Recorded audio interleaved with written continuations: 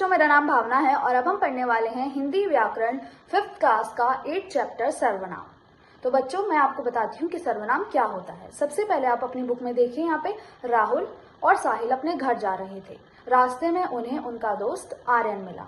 उसने उनसे कहा कि कल मेरा जन्मदिन है, तुम दोनों मेरे घर जरूर आना।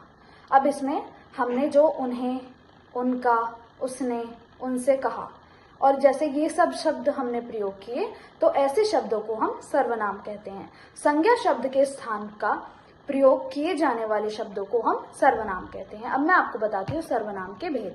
सर्वनाम के 6 भेद होते हैं: पुरुषवाचक सर्वनाम, निश्चयवाचक सर्वनाम, अनिश्चयवाचक सर्वनाम, संबंधवाचक सर्वनाम और प्रश्नवाचक सर्वनाम, निजवाचक सर्वनाम। ये सभी हमारे सर्वनाम के भेद हैं। तो सबसे पहले मैं आपको बताती हूँ पुरुषवाचक सर्वनाम क्या होता है। जब सर्वनाम शब्दों का प्रयोग बोलने वाले, सुनने वाले तथा किसी अन्य व्यक्ति के लिए हम करते हैं या किया जाता है, उसी को हम पुरुषवाचक सर्वनाम कहते हैं। पुरुषवाचक सर्वनाम भी 3 प्रकार के होते हैं। उत्तम पुरुषवाचक सर्वनाम, यानी कि बोलने वाला जिन शब्दों का प्रयोग अपने लिए करता है, उन्हें हम उत्तम प्रश्नवाचक सर्वनाम कहते हैं। जैसे मैं, मुझे, मेरा, हम, हमारी, अपना। जैसे मैं आपको उदाहरण देती हूँ, मेरा भारत महान है, तुम अपनी कॉपी दिखाओ। ठीक है, ये हमारे उत्तम पुरुषवाचक सर्वनाम है।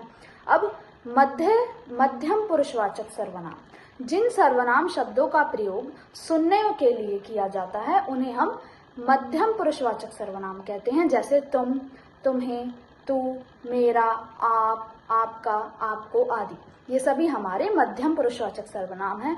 और यह है हमारा अन्य पुरुषवाचक सर्वनाम, जिन सर्वनाम शब्दों का प्रयोग बोलने वाला या सुनने वाला किसी अन्य व्यक्ति के लिए करता है, तो वो हमारा पुरुषवाचक सर्वनाम होता है, यानी कि अन्य पुरुषवाचक सर्वनाम। जैसे वह, वे, यह, ये, उसे, उसका, उनका, उन्हें आदि। ठीक है, अब मैं आपको बताती हूँ निश्चयवाचक सर्वनाम क्या होता है। जिन सर्वनाम शब्दों से किसी वस्तु या व्यक्ति के निश्चित रूप से ज्ञात होता है, उसी को हम निश्चयवाचक सर्वनाम कहते हैं। जैसे वह, यह, वे, ये, उसे, इसे आदि। ये सभी हमारे निश्चयवाचक सर्वनाम होते हैं। अनिश्चयवाचक सर्वनाम क्या होता है? जिन सर्वनाम शब्दों से किसी वस्तु या व्यक्ति के बारे में निश्चित रूप से ज्ञान नहीं होता, उन्हें हम अनिश्चयवाचक सर्वनाम कहते हैं। जैसे कि कोई, कुछ, किसी, किन्हीं आदि। संबंधवाचक सर्वनाम क्या होता है? जिन सर्वनाम शब्दों से किसी दूसरे सर्वनाम शब्द के स्थान के साथ संबंध हमें ये प्रकट होता है, उसी को हम संबंधवाचक सर्वनाम कहते हैं। जैसे कि जैसा, वैसा, जैसी, वैसी, जो, वो आदि। ठीक है, जैसे जिसकी लाठी उसकी भैंस।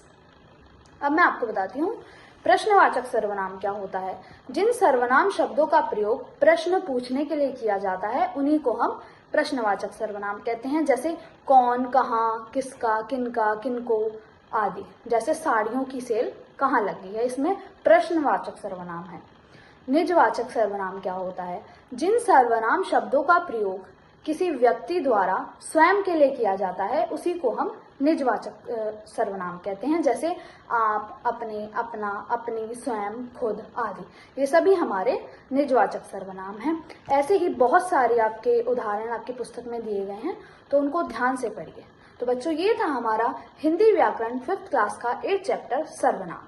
Thank you.